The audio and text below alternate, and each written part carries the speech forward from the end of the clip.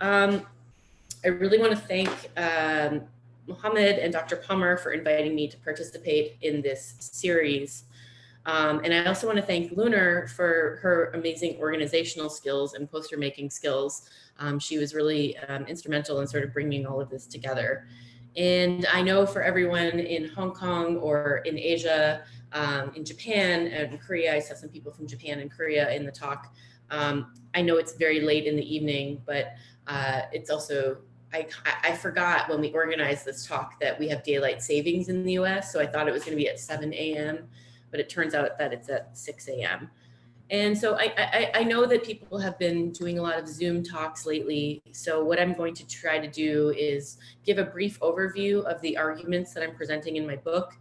And I just want to let people know that in the Q&A, even though this talk is distinctly about Imperial Japan's Islamic policies during the Second World War, I'm always happy to field questions about the current situation in Xinjiang or what is happening in with regards to Islam in China, in the People's Republic of China at the current moment.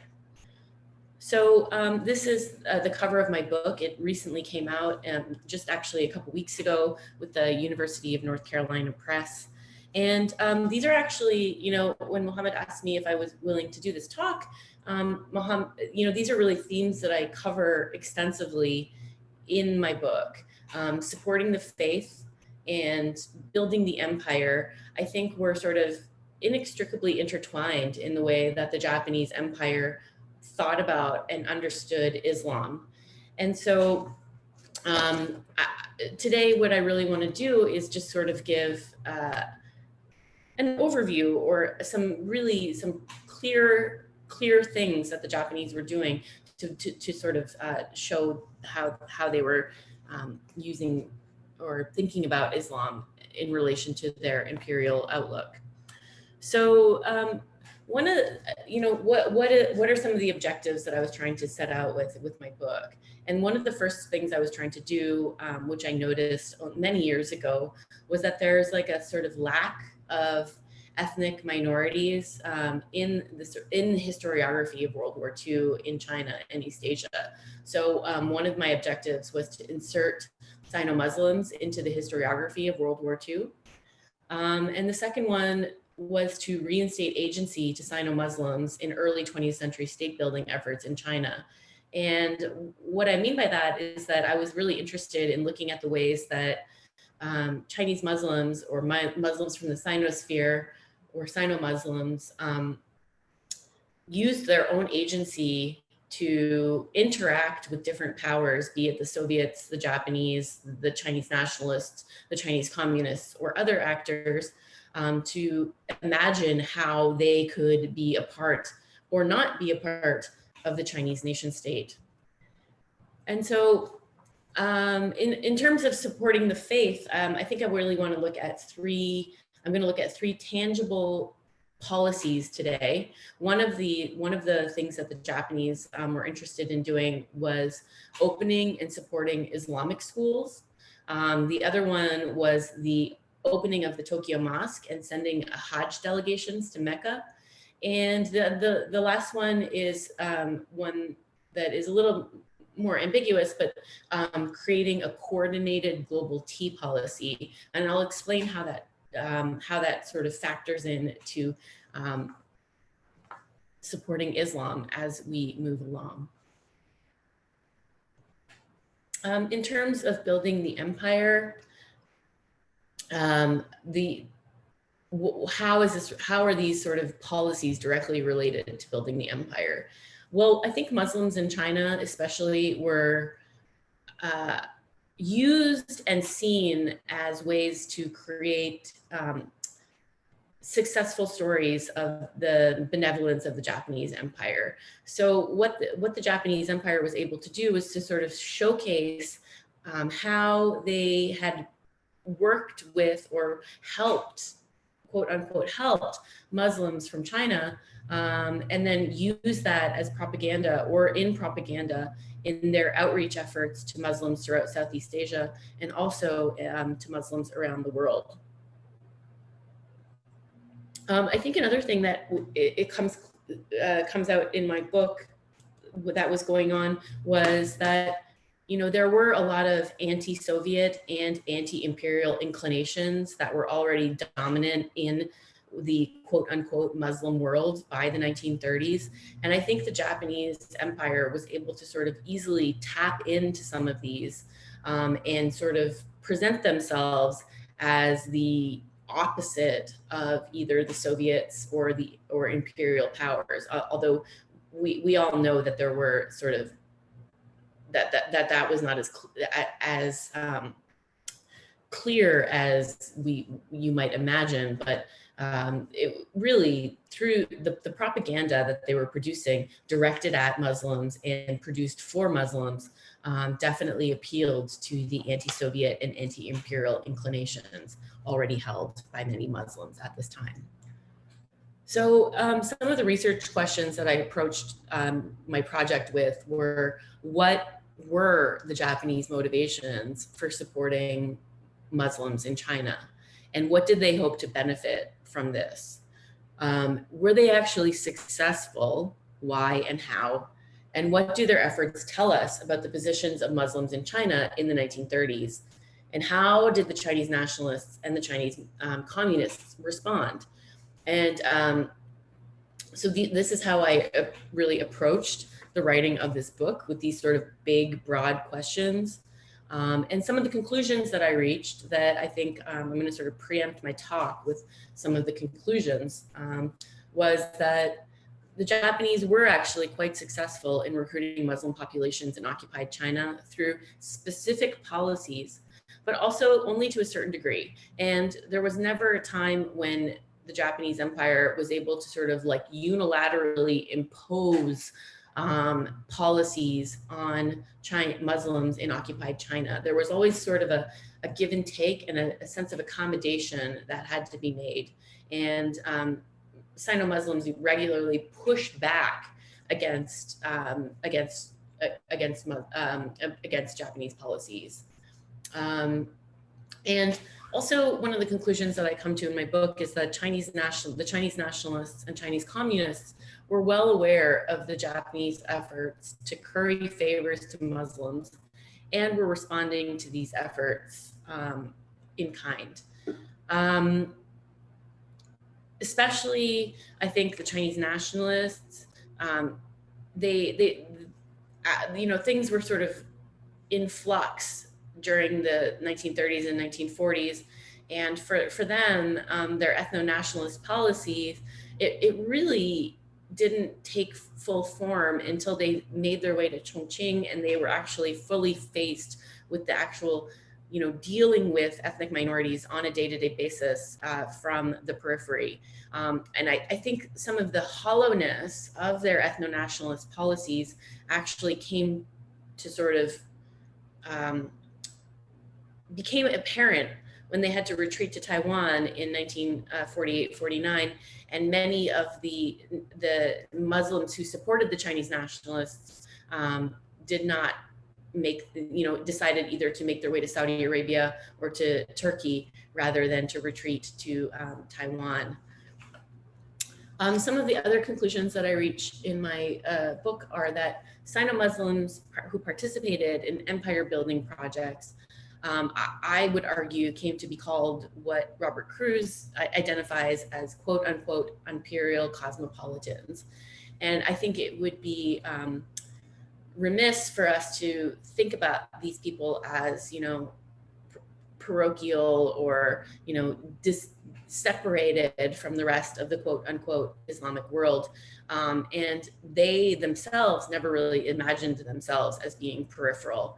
And really, during the war, Tokyo sort of gave them a space to be a part of a large community of Islamic networks.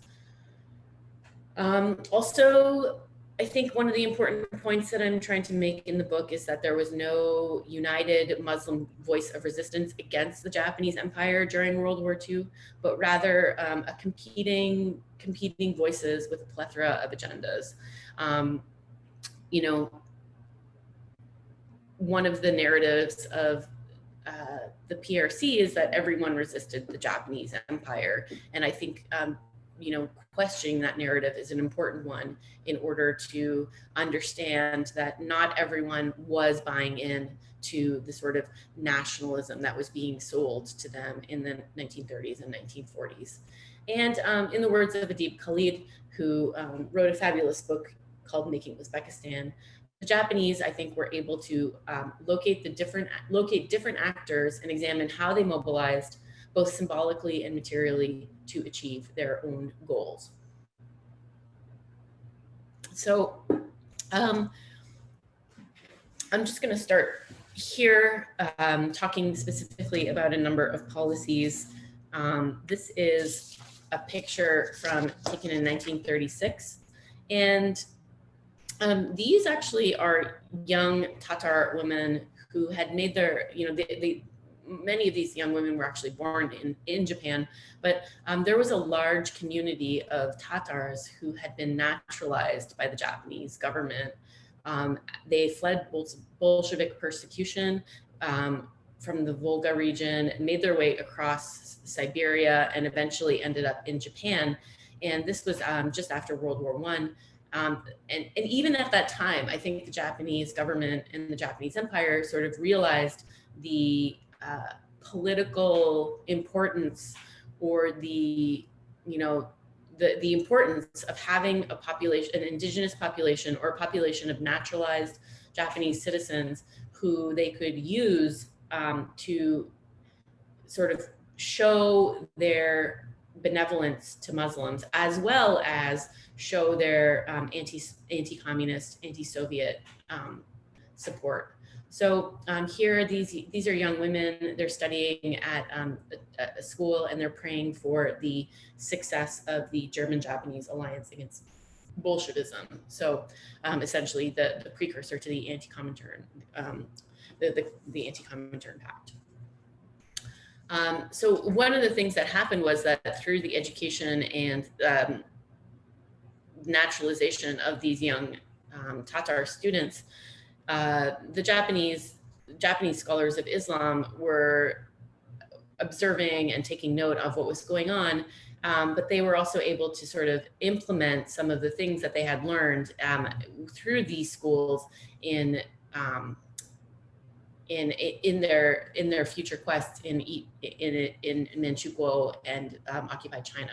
So here, this is a group of young Tatar students studying. It says they're, in the text here, it says they're learning Arabic, but upon closer examination, it's East Turkestani. And here again, you know, these photos, these are taken all by the Japanese Islamic Association, obviously used for propaganda purposes. So, you know, here's this young woman, she's studying a Japanese primer, and she's, you know, obviously, you know, not Japanese, but these photos were very valuable for not only using on the home islands to show the sort of support for religious inclusion, or, you know, the ways that the Japanese supported anti-Bolshevism, but for propaganda abroad.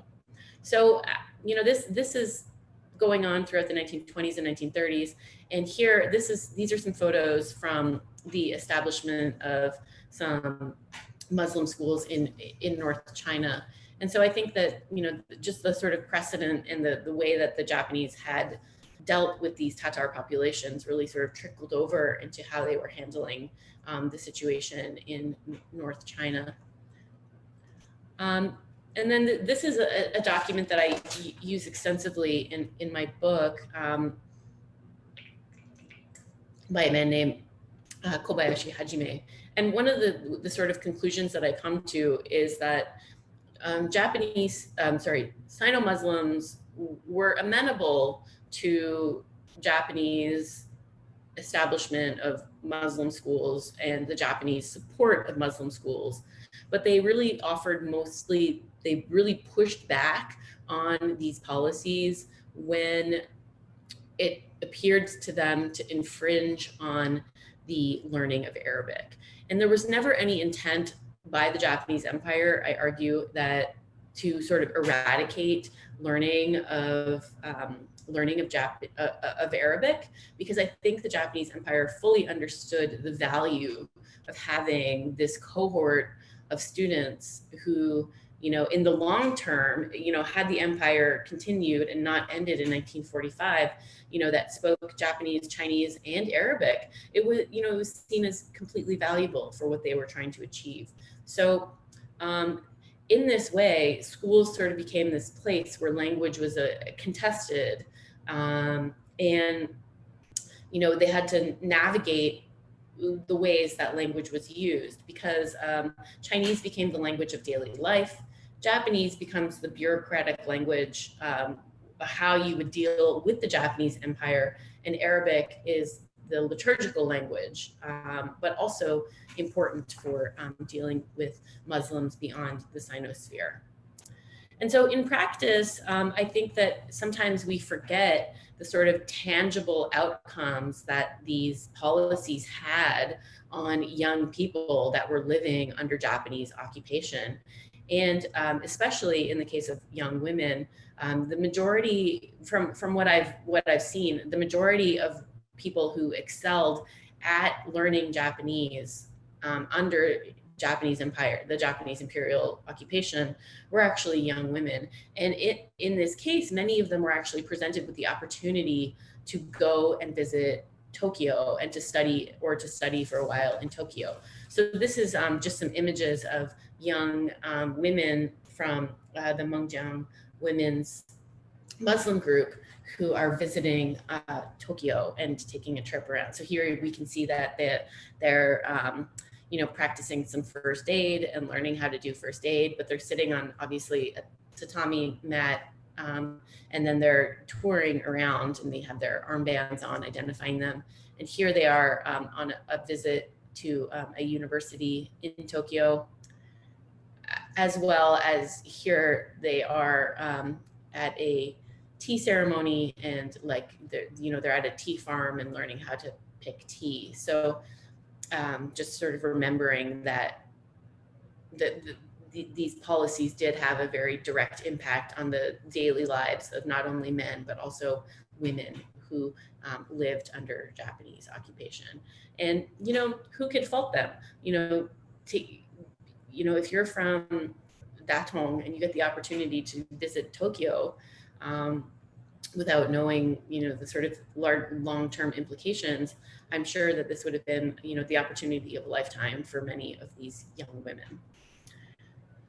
I think too, we need to remember that a lot of these educational policies were formulated and geared to creating outreach to the so-called Muslim world. So these are magazines that are distributed, and they're thinking about how propaganda, these are actually schools actually for Japanese children, but they're showcasing the sort of educational system in a way that is supposed to be sent out to the empire. And I use this picture, and this picture is also in my book. I think it's really interesting because it sort of brings together the argument that I'm making, in that Sino-Muslims were the locus of where these educational policies started. But by the 1940s, after Pearl Harbor and after the sort of massive expansion of the Japanese Empire, a lot of these policies began to be enacted in other places like the Dutch East Indies, the Philippines, Malaysia. And there were plans, there were a number of students from Afghanistan, for instance, who were studying in Japan in the 1940s. And so when the Japanese Empire occupied the Philippines, they sort of used Sino-Muslims as a precedent to talk about how they had been successful in helping, implement educational reforms or create new opportunities. And here we have a group of Moro students from the Philippines who are studying in Tokyo in 1943. And these young men would have had the opportunity to interact with, Muslims from Afghanistan, Indonesia, China, and probably the language that they would use to interact with each other would have been Japanese. So now I'm just going to briefly talk about the opening of the Tokyo Mosque, because it's sort of important to frame the next section of my talk, which is Japanese support for the for sending a Hajj delegation in 1938, 1939.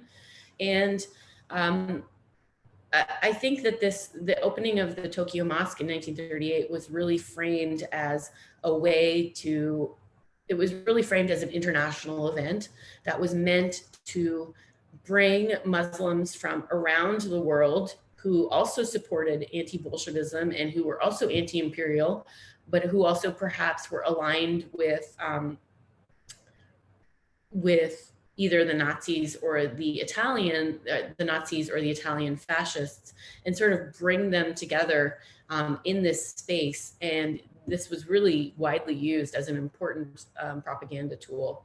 So here we have prayers at the opening of the Tokyo Mosque, and you can see there's like a Saudi, as well as a number of Tatars, as well as a number of Turks, Chinese Muslims, and the person on the right there is a Yemenis. And the Prince Hussein, who was the third son or second son, I can't remember, sorry, of Imam Yahya of Yemen, was actually one of the guests of honor at the opening of the Tokyo Mosque. And the reason that he was there in this sort of really important position was that the Italian fascists, the Italians had a friendship treaty with the Yemenis that facilitated or that allowed for the Yemenis to receive arms and support from the Italian fascists in their ongoing efforts to sort of resist British incursion into Yemen. So, these connections are being made because of the Axis alliance and because of different types, the Italian imperial ambitions in North Africa and the Middle East. And then here, I think this is a great photo of a Saudi prince arriving at Narita Airport in 1938 in order to attend the opening of the mosque. And I mean, this mosque, the opening was a sort of propaganda, a massive PR success. It was, all in newspapers all over the world. Here we have a German newspaper and an Arabic newspaper who are talking about, writing articles about the opening of this mosque. And so I think that for my purpose, one of the things that is important for this Hajj delegation is that there were a number of Muslims from China that attended the opening of this mosque. And here they are obviously visiting the Meiji Shrine in Tokyo. But while they were on this trip, they were approached by a number of Japanese diplomats to go on a Japanese-sponsored Hajj, which they embarked on. They left in December 1938. This is part of the person who organized it is a man named Tani Chen, and when he came back, he wrote a journal that was sort of serialized in a newspaper that he wrote, and then it was published as a complete journal in 1943. And it's a really interesting sort of piece that I explore in detail in chapter 3 of my book. But these men faced a number of trials and tribulations as they went on their Hajj. Of course, in the 1930s, going on Hajj would never be easy. But one of the problems that they had was that all of the ports of call that they would need to stop in were under British control, and their affiliation with the Japanese Empire obviously impeded their participation or their ability to get a visa to go to Saudi Arabia from the British. So they made their way to Shanghai. They stayed in Shanghai for a while and trying to figure out how they would, go on this Hajj. Eventually, they received passage on an Italian ship that would leave them in Massawa, which is in Eritrea. so on the other side of the Red Sea. Here, I'll just go to the next slide here. And from there, they would be responsible for, finding their own, securing their own passage to Jeddah. So they took their chance, but if we go back here, you can see that every place they stop on this Hajj is under British control, right? So they leave from Shanghai, they go to Hong Kong, then they go to Singapore, Colombo, and Mumbai before making their way to Eritrea. So in these places, in all of these places, they encounter, number one, they encounter British customs agents, but I think more importantly, they encounter Chinese nationalist security agents who are, working for the Chinese nationalists, especially in Singapore and in Mumbai, and also in Colombo, actually. And I think one of the things, I talk about this in my book, one of the things that this shows is the sort of very well-connected, well-established connected network of agents or people who supported the Chinese nationalists throughout the 1930s and 1940s within the Chinese diaspora, who were living throughout places in Southeast Asia, in the Indian Ocean. So once this group arrived in Massawa, they were quarantined, which I think we all understand, the importance of medical quarantine at this point. They spent a number of days in East Africa, and then received passage to cross the Red Sea and perform their Hajj and go to Mecca. And they had an interesting time. This is just a Chinese Hajj manual, which, perhaps they had brought something like this with them.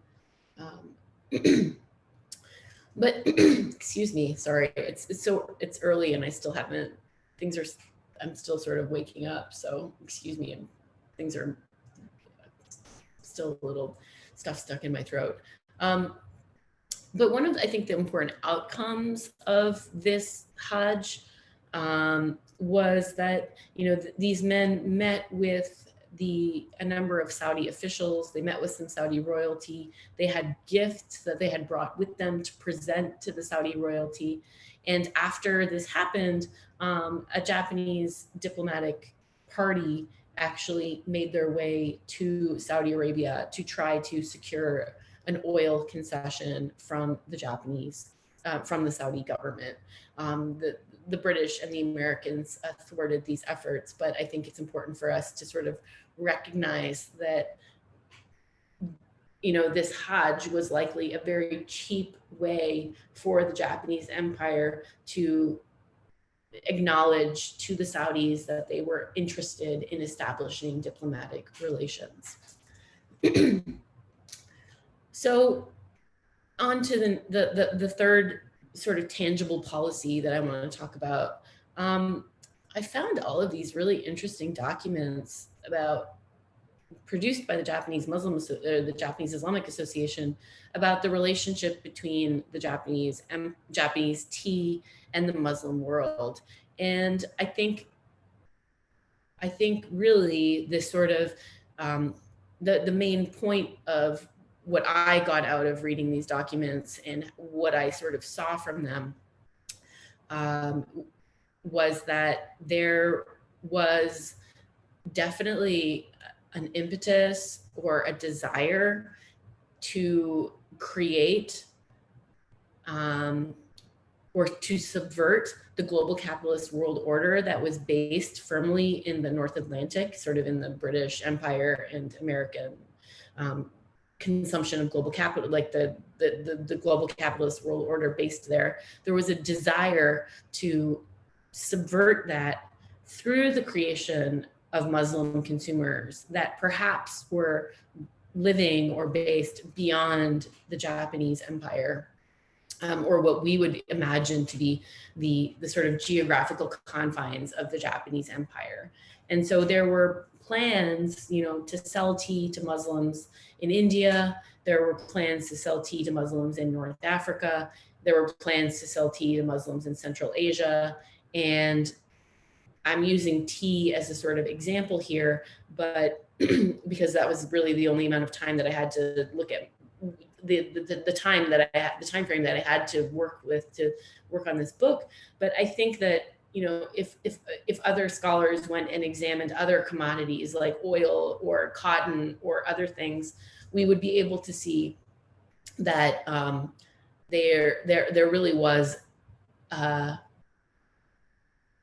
concerted plan or effort to create networks where the Japanese empire would sell or buy things from places that perhaps would be, here, I'll show this image here, would be not considered part of what the Japanese empire would be. So this image here sort of shows different commodities like oil, cotton, grain, different types of grain, and where they're grown, where they and how they would be able to contribute to the sort of Japanese imperial project.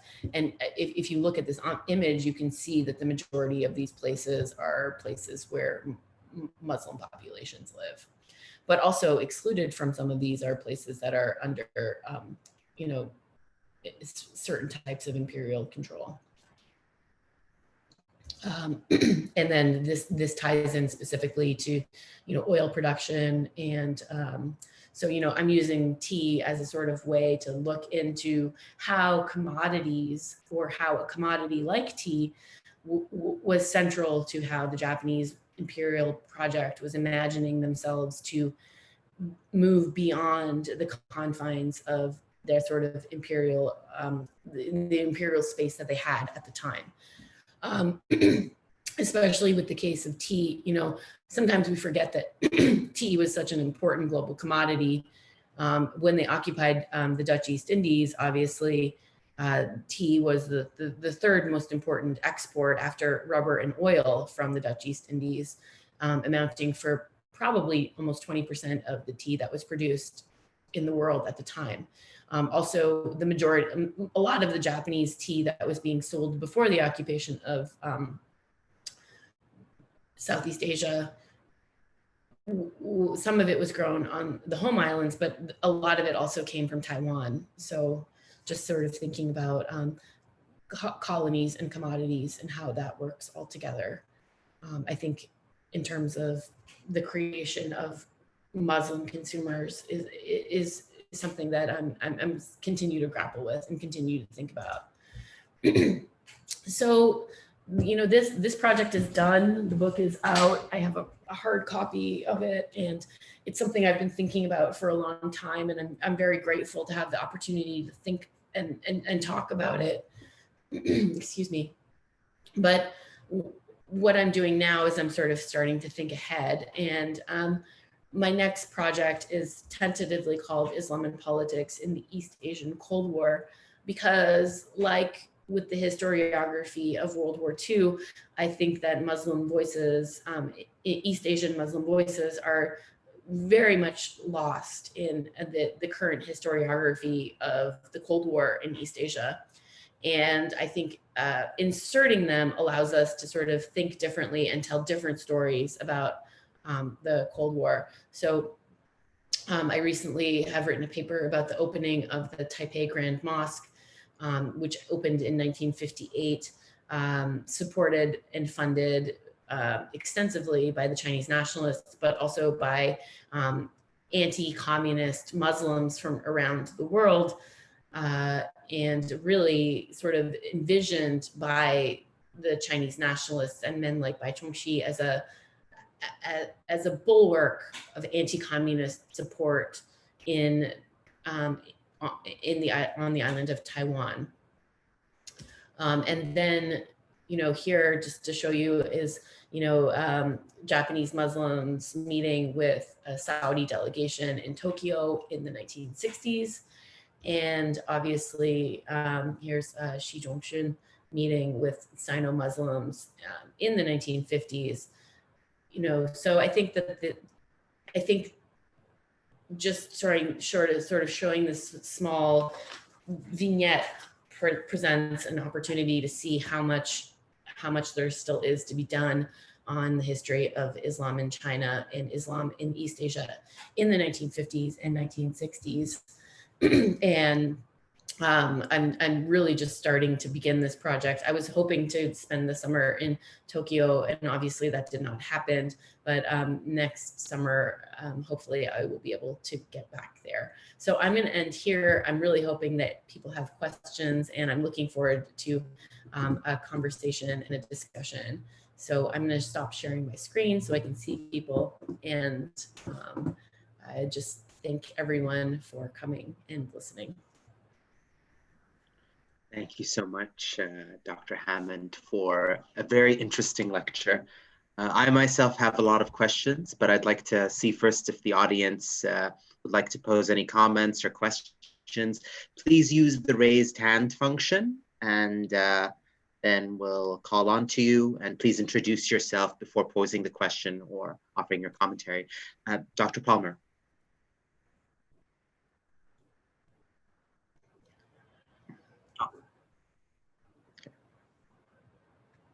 Yeah, okay, yeah, thanks. That was just absolutely fascinating.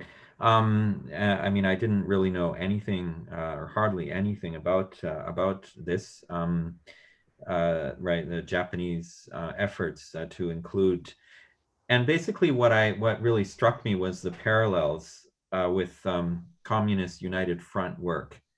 And in fact, a lot of the pictures and a lot of the visuals that you showed us, if you had not told me that it was Japanese, you know, that it was Chinese Muslims engaging with Japanese people, I would have thought it was actually, you know, not knowing, it just looked very similar to the kind of imagery of engaging between the Chinese Communist Party and, you know, Muslims or ethnic minorities in China, just, you know, maybe a few years later. So I was just very struck by those parallels, and I was wondering what you think about that.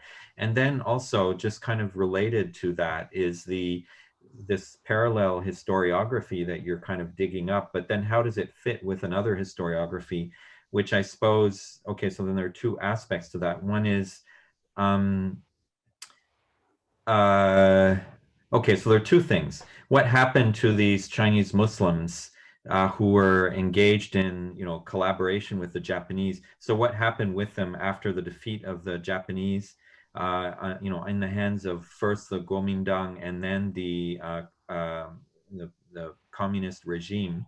So, you know, what happened with them? And then kind of fitting in with my question about the how do two historiographies fit together, that presumably, I mean, there were many Chinese Muslims who also supported the Communist Party, who were patriots, who were fighting the resistance, and so on and so forth. So, you know, how do these two stories then fit together? I'm very curious about that. Okay, those are all really fabulous questions. And I think also one of the things that I'm trying to do is actually show how the Japanese imperial policy had direct and tangible outcomes on not only the Chinese nationalist approach to minorities, but the Chinese communist approach to minorities in the 1950s. And I think that really you are right to acknowledge that this does look a lot like some of the United Front stuff that's happening in the 1950s and 1960s, because it's very similar. And there, I think one of the, you know, the actual, you know, I was talking about this the other day with Tatiana Linkovia, and she was saying that, or what I was telling her was that, you know, in name, a lot of the ethnic minority policy was sort of, or in, you know, when we think about it, we always think of this sort of imposition of this Soviet policy, but I think a lot of it on the ground was actually taken from the way that the Japanese Empire had handled and dealt with minorities that were living under occupation. And this is most obvious in the sort of tangible policy outcomes, such as the way that they dealt with Muslim schools and the way that they dealt with, you know, handling some of the accommodations that they had to make. Because, I mean, this is also happening in the 1950s. The communists don't just, march into Xinjiang and Tibet, they also have to use the local people that live there to create intermediaries and to create sort of use the networks that are in place, that are already there. So I think that there's been a lot of, in the past, we sort of thought about Chinese ethnic minority policy as something that was like directly imposed from the Soviet model. And I am trying to sort of bring that into question a little bit. So what happened to these Chinese Muslims? That is a great question. I'm still trying to figure it out. What happened? About 20,000 or so Chinese Muslims actually ended up making their way to Taiwan with the nationalist government. And the nationalists did try to lure a number of prominent Uyghurs to Taiwan. They were not successful. The majority of the Uyghurs made their way to Istanbul, but they did manage to lure a man named Yolbers Khan, who was a really interesting, he's like a very interesting character. He was really a great, he had a really good military mind, but he wasn't a great diplomat. So he was sort of the front of the, the diplomatic front for the Kuomintang in the 1950s, as well as men like Bai Chongxi made their way to Taiwan. A lot of these men were actually transferred to Taiwan as, a lot of these men were actually transferred to Taiwan. There was an entire brigade of nationalist soldiers who the majority of them were Muslim, who were sort of captured in Burma. They made their way to Taiwan. And so that's one of the things that went on. About the Muslims who supported the CCP or who supported the communists, that is true. Actually, there was a number of Muslims who first made their way to Taiwan, and a couple of them actually ended up going back to Beijing and working with the Chinese communists in the early 1950s. So I'm still trying to figure out how all of these people are connected in the 1950s and 1960s, but there was some flip-flopping. And I think in terms of your question regarding how did the Chinese communists or nationalists treat these collaborators, some of them were, punished, but I think very quickly, both the Chinese nationalists and the Chinese communists realized the political value. And the last picture that I showed of Xi Dongxun with these Sino-Muslim leaders, many of them had these skills that the CCP and the nationalists needed, and those were, to speak Arabic or to have connections to the Muslim world. And so they were able to use and draw on some of the networks that that had been facilitated and created by the Japanese Empire to enable their own participation in the post-World War II world order that was sort of separate from the US-Soviet divide that was happening at the time. So thank you for those questions. Very good. Maybe if I could interject, though. I mean, I think with regards to what happened to some collaborators later on, there's a Japanese scholar. I'm familiar only really with his Arabic name, Mahmoud Yassin, who had worked on the concept of the Huijian. So sort of taken from the Hanjian and sort of looking at what happened to a lot of the collaborators, especially in the Northeast. Right. And he dug very deeply into the archives and whatnot. I can find his Japanese name and maybe send it to you. I'd really love to see that, because I'm not familiar with that work, and I think it would be really interesting to sort of look up. Yeah, and I also had just one quick comment and also just a question. The comment is actually that person that you had showed the picture of, the Saudi prince, that's actually Hafid Wahba. He's a well-known sort of figure in the court of King Abdulaziz, and he essentially functioned, he's Egyptian, and he functioned as the foreign minister of the early Saudi state.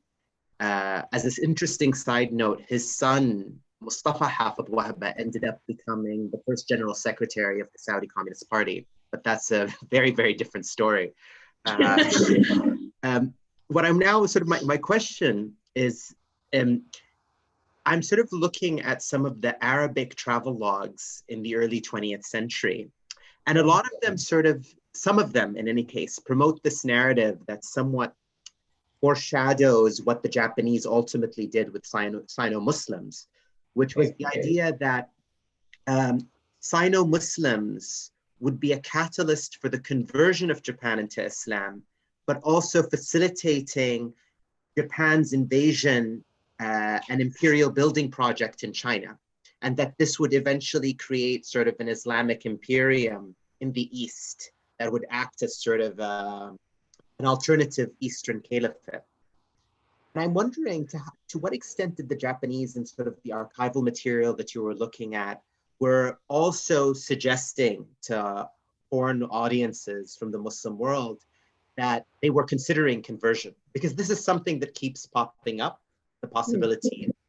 There's a susceptibility among the Japanese to conversion. The Japanese spirit is open to it. I mean, there's tons of writings on that. And I'm wondering whether they indulged these fantasies or not. Yeah, I think that there were definitely certain people, maybe this is coming from like a few people, and there are people in this talk that definitely would know more about this than I do. So I would invite them to jump in and answer that question. I can see some of them here. So my main inclination, Mohammed, would be to say that there was a certain group, I think that the people who were traveling around the Middle East that were Japanese at the time, many of them had converted. So maybe they gave the impression that the Japanese empire would be a space that would be open to that. As well, I think that one of the things that the Japanese empire, they presented themselves as sort of this like ecumenical empire, a non-Christian empire that was, they allowed religious plurality and they accepted all different types of religious beliefs. So that might have fed into some of these sort of fantasies of conversion. But in terms of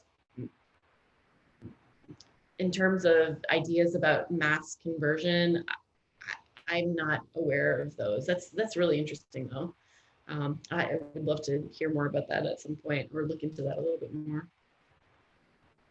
Thank you. Yeah.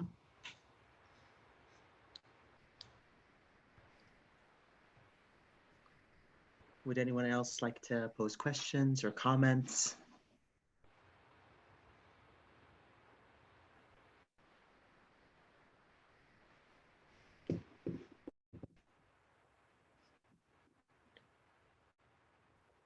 Oh, Dr. Palmer. Another question.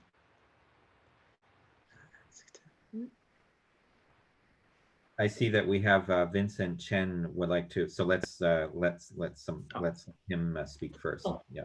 Okay. Hi, Vincent. Let me. Yeah.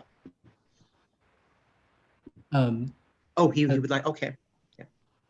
Hello, Professor Hammond. I'm Vincent Chen from the Ohio State University, and I'm a PhD student. And I'm working on translation in first half of the 20th century in modern China. So I've been reading, especially those about those works by Chinese-speaking Muslims.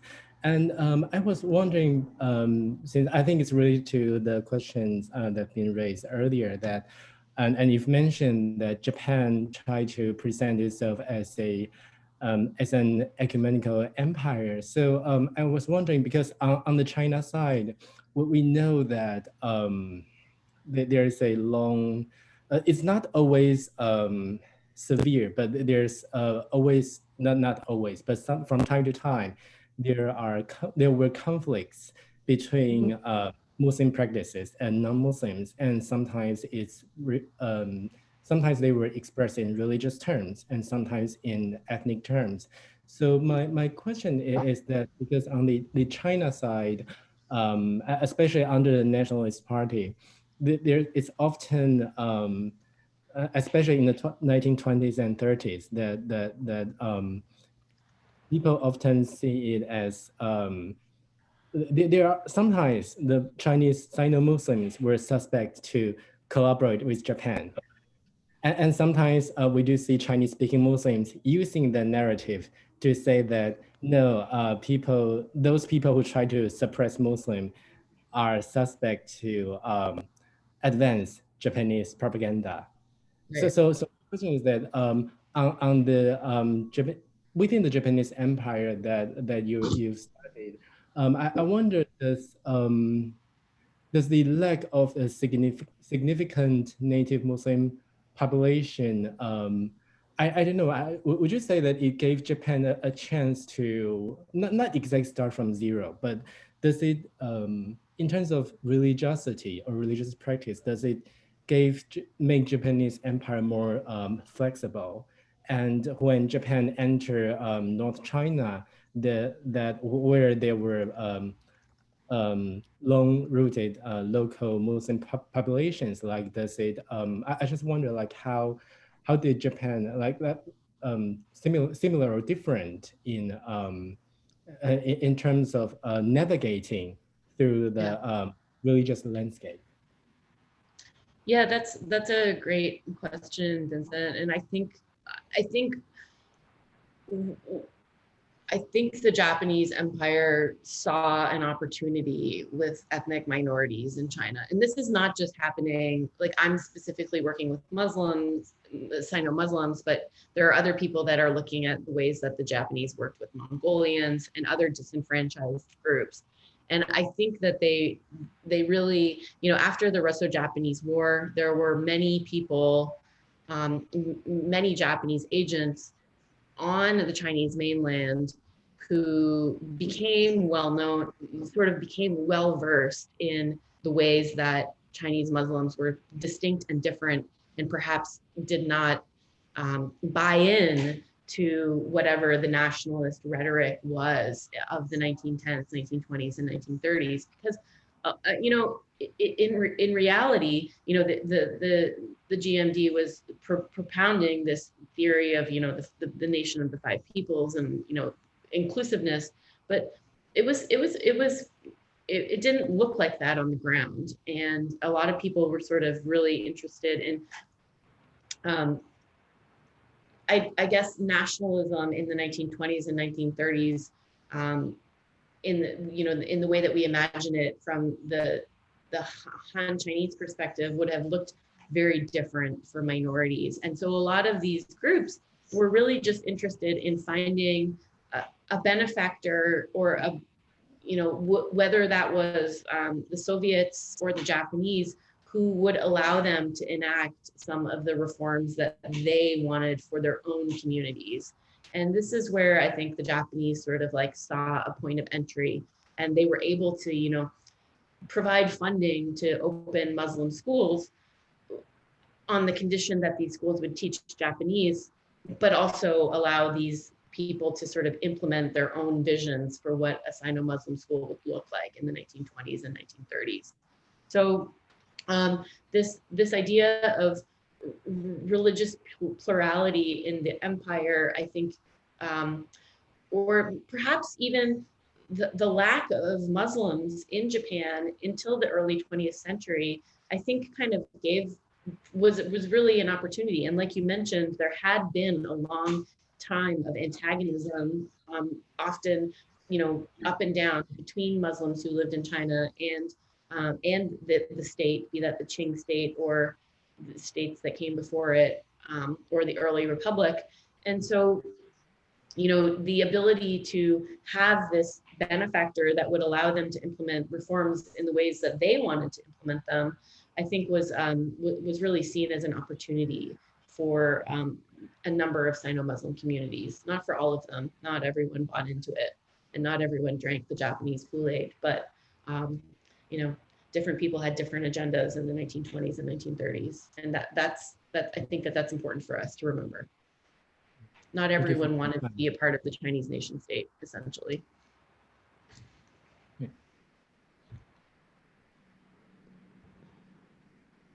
There is actually a question that came in through the chat.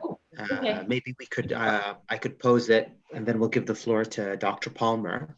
This is from Chris Sabla. Thanks to Professor Hammond for a fascinating talk. I'm a fellow at HKU. I was just wondering about the relationship between the history that was discussed in Nazi Germany's engagement with the Muslim world around the same time. Mm-hmm. So whether there are parallels or... There are, and there are a number of fabulous books written about the Nazi engagement with the Middle East during this period. One by David Motadel. He wrote the Islam in Nazi Germany, I think it's called. I haven't had enough caffeine yet, but yeah, so one of the things that I think is very interesting is that the Japanese Empire was directly watching and looking at what not only the Nazis were doing, but also what the Italians were doing in North Africa. And they were developing and looking, you know, they were writing extensively about some of the failures of the Kaiser Wilhelm's policies in the Middle East in the, you know, in the first part of the 20th century. And they were also sort of examining and looking at Italian policies in Libya and North Africa. So I think that there was an acknowledgement of the fact that these fascist empires definitely had Muslims that were living within them, and a need to sort of understand how they were dealing with their Muslim populations. And in my book, I talk especially about where this interacted and overlapped. And the space that this actually came the closest to sort of overlapping with Nazi and Japanese policy happened to be in Afghanistan, where both of the Japanese and the Nazis had very important interests. After the Nazis invaded the Soviet Union, they were forced to have all of their advisors leave Afghanistan. And the Japanese were really the only group of fascists who were able to maintain a diplomatic connection in the area. So they were really important in providing intelligence to not only the Nazis, but to the other Axis powers about what was happening in the Afghanistan region, which is obviously super geopolitically important because it's like, you know, sandwiched between the Soviet Union and India. So I think that those connections are, people still need to sort of disentangle them. People continue to need to work on them because they're really interesting and really important to sort of disambiguate, but there were definitely connections between the Axis powers and how they were imagining their interactions with Muslims throughout the Axis empires. I hope that answers your question. And please do read David Motadel's book if you have not. It is absolutely fabulous. It was definitely an important motivation for my own work.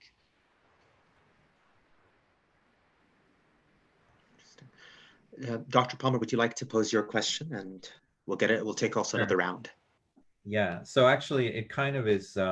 It's kind of follow up to my first question, or part of the same question, because actually what I saw was parallel not only with the United Front domestically, but also the Islamic diplomacy. Yeah.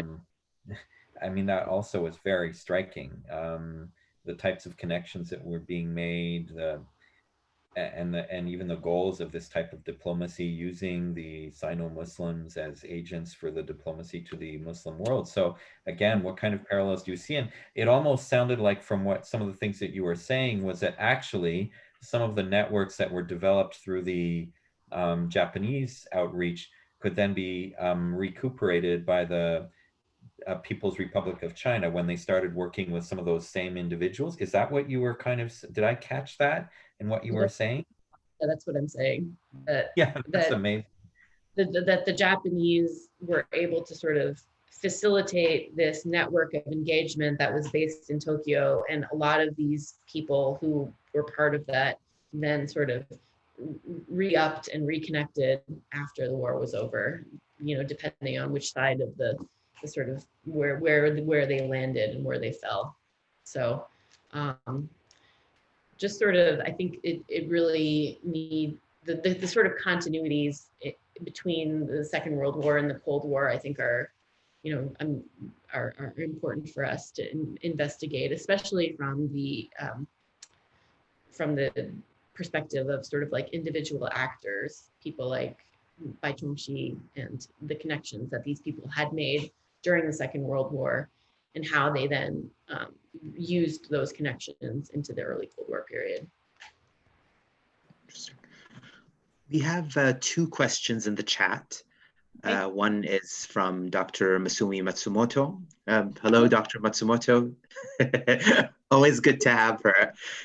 The question that she has is, how could you assess the continuation of Japan's trade with the Islamic area before the defeat and after the defeat?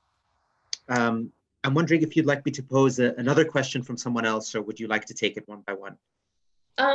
Yeah, why don't you do them both at the same time, and I'll think about them. The second question is from Waqi As-Saqafi. How about the Chinese Muslim anti-Japanese Imam Hu Songshan, who prayed for the destruction of the Japanese? Thank you. Okay. Well, first of all, I'd really like to send my gracious appreciation for Dr. Matsumoto for joining us. I've been a long time admirer of her and her work, and one of her students, Noriko, is a dear friend of mine, so I'm very grateful for her to be here today. And you know, this is a question that I'm continuing to ask and continuing to think about, and it's one that I'm hoping that future research will sort of shed light on. But I do think that some of the commodity networks, or the outlook on how to sort of make the Japanese home islands viable as sort of producers in the 1930s and 1940s definitely carried over into the 1950s and 1960s. And I think the case that I've looked at the most with that is the relationship with oil and how they wanted to get oil. And so, you know, they're trying to establish these connections to Saudi Arabia in the 1930s. And very quickly, essentially as soon as the American occupation ended, from what I understand, there were Japanese diplomats going to Saudi Arabia to reestablish connections, to start getting oil concessions in Saudi Arabia. But I'm very thankful for the question, because it's something that I need to definitely explore deeper. And of course, there definitely were anti-Japanese Muslims who, you know, did not buy into the Japanese empire and Japanese propaganda, and who either supported the Chinese nationalists or the Chinese communists. And I guess what I am trying to do is to just show that there are different types of alternative voices, and other people can sort of amplify the anti-Japanese voices. I'm just sort of putting my own, you know, my spin on this very complicated story by showing that there were Muslims who supported the Japanese empire, which is like really not something that a lot of people have heard about or talk about. So I think it's important for us to sort of acknowledge. But that does not detract from the fact that there were definitely Muslims who supported the Chinese nationalists and supported and were vehemently opposed to the Japanese empire. I think that, you know, bringing all of these voices together just really presents us with an opportunity to understand how complex things were on the ground at the time, and to sort of deconstruct some of the narratives that are presented to us about history in this time period, and that, you know, just not buying into the idea that everyone resisted the Japanese.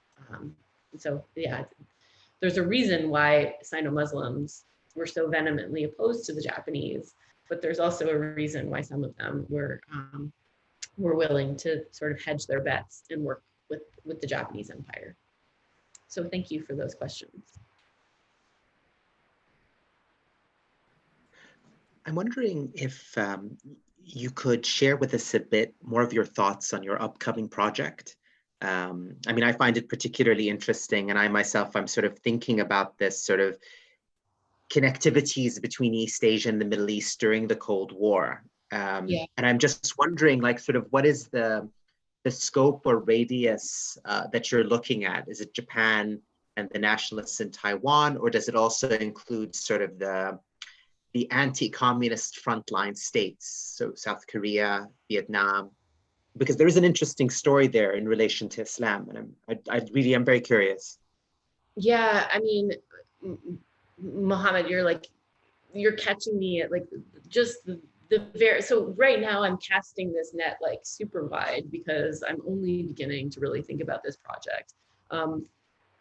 In terms of time frame, I'm pretty sure I'm going to stop at the Opec crisis in 1973, because I think that was like a dramatic shift. Also, when China, the PRC got the seat on the UN Security Council rather than Taiwan, I think that there was a dramatic shift in the sort of way that the Cold War was playing out in East Asia. So I'm thinking like 1950 to 1972, 1973. But in terms of like how I'm thinking about this, I really am sort of moving towards doing more diplomatic history, and looking at it in terms of like how Muslims were deployed to engage in like interstate interactions, Muslims from the nationalist Japanese Muslims, or people that were representing Muslim interests in Japan, and Muslims from the PRC. So, you know, looking at how Muslims interacted at like conferences like the World Muslim Congress in Karachi in 1951, or the Bandung Conference, and what they hoped to sort of get out of the way that they were presenting their own political views to the representatives who were at those conferences. Beyond that, I'm really just starting to scratch the surface on this project. So can you ask me that question again in like 2 years from now? It's a very promising project. I really appreciate it, and I'm thankful that people seem interested in the project. Yeah, we're looking forward to it. Yeah, maybe 10 years from now. Oh. Okay, well, does anyone else have any questions or comments? I think there's one person with a hand raised in the James Gary and Chen. James, Cool. the floor is yours. Hi, can you all hear me? Yes, thank you. Great. Thanks for such a fascinating talk and for writing this book. My name is James Gary Chen. I teach history at the University of Florida, and I've long had students who are really interested in this connection, and I have nothing really to turn them to, especially in English. So I really appreciate that you've done all this research. And I study and research the Japanese Empire, and so I was curious if you could just speak a little bit more about the Japanese actors that you research. I was just curious if they're like who is it that you're referring to, I guess, when you are talking about the Japanese Empire and about crafting the policies of the Japanese Empire. You sort of mentioned that they do precede the Sino-Japanese War.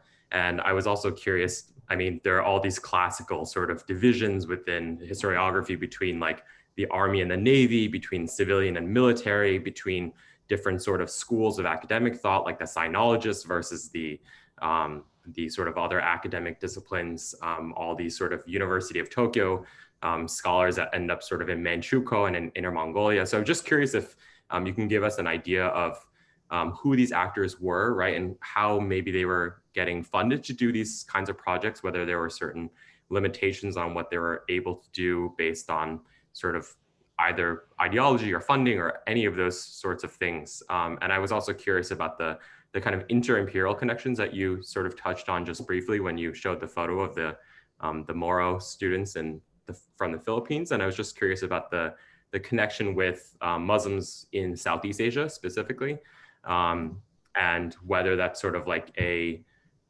guess like a religious-based connection that allows for the transportability of policies from North China to Southeast Asia, or if it's like a kind of personnel thing, if it's because they're like army officials that then get deployed to Southeast Asia.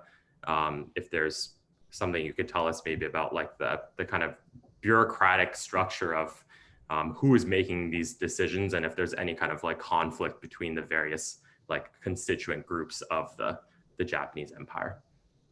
Yes, that's a great question, and I thank you for it. So the majority, I have the first chapter in my book is actually called From Meiji to Manchukuo, Japan's growing interest in the Japanese and growing interest in Sino-Muslims. And essentially what I'm arguing is that until the late 19th century, there was really little to no knowledge. I'm not saying none, but little knowledge about Islam in Japan. And that kind of blew up and exploded very quickly after, by the late 19th century, there were people that were traveling to the Chinese mainland, and sort of academic interest started to grow in Islam. And so there were a number of institutions that were set up. Most of them were part of universities. And people started studying Arabic. People started going to travel to the Ottoman Empire. People started going to travel to Iran and North Africa and the Middle East. So there was a sort of boom or blow up and explosion of interest in Islam from the perspective of the Meiji Empire in the late 19th century.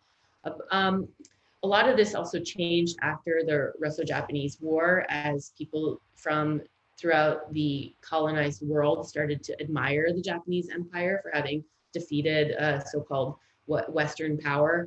And I think that the sort of interactions between Japanese intellectuals who were interested in studying Islam and places throughout the Middle East and North Africa continued to blossom during that period. And what I really argue is that these sort of intellectual communities that were formed around their mostly interactions with Muslims in China after the Russo-Japanese War, there were a number of Japanese who converted to Islam during this period.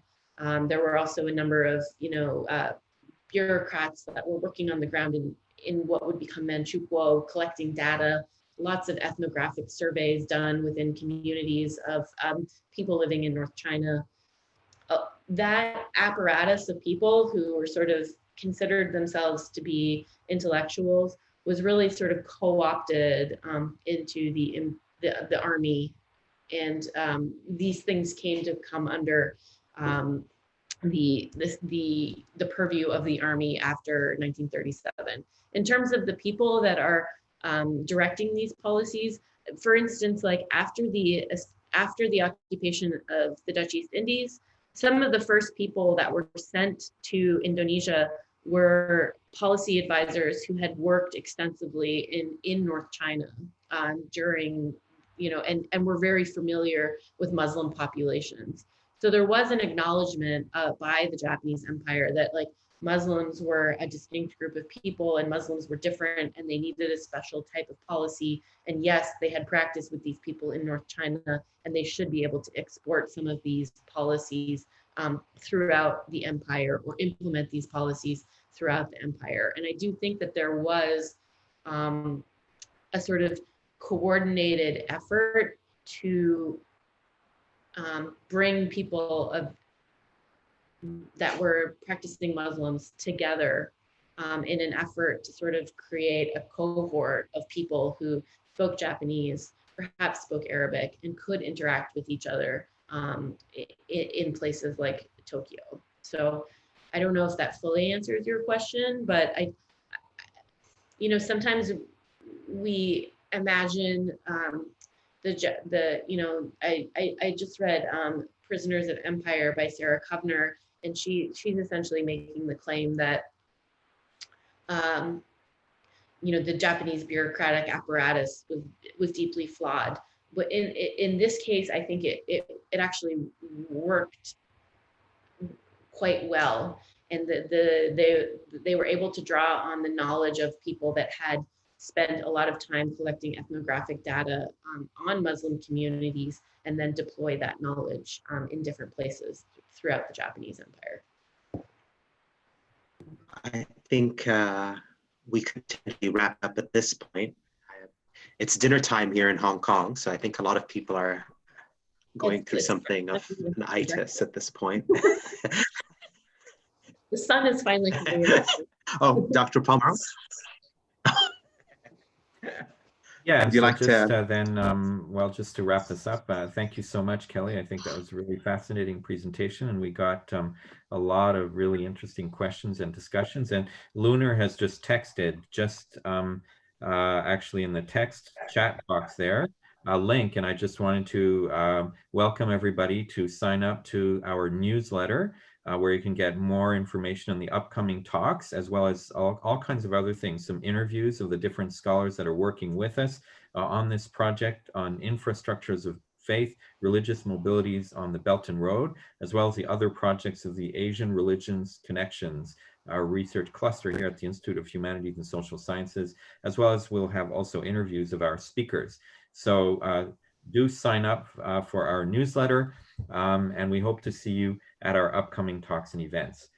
So thank you all for coming, and thank you so much, Kelly, for now you can go back to sleep. No, I have to do it. I have a dissertation defense to go to. Oh my God. Oh my God. Oh my God. All right. Well, I hope you have a nice coffee and breakfast before the next thing on Zoom, I suppose. Yeah. And thank you for all from, I saw you were coming from all over the world in different time zones. And thank you, Mohammed, for hosting this, and for Lunar for making the arrangements. Thank you very much, and goodbye. Bye. Thank you so much for having me. I really appreciate it. Great to see everyone. Likewise. Yeah, just hopefully see you guys in real life sometime soon. Soon enough, I hope. Yeah.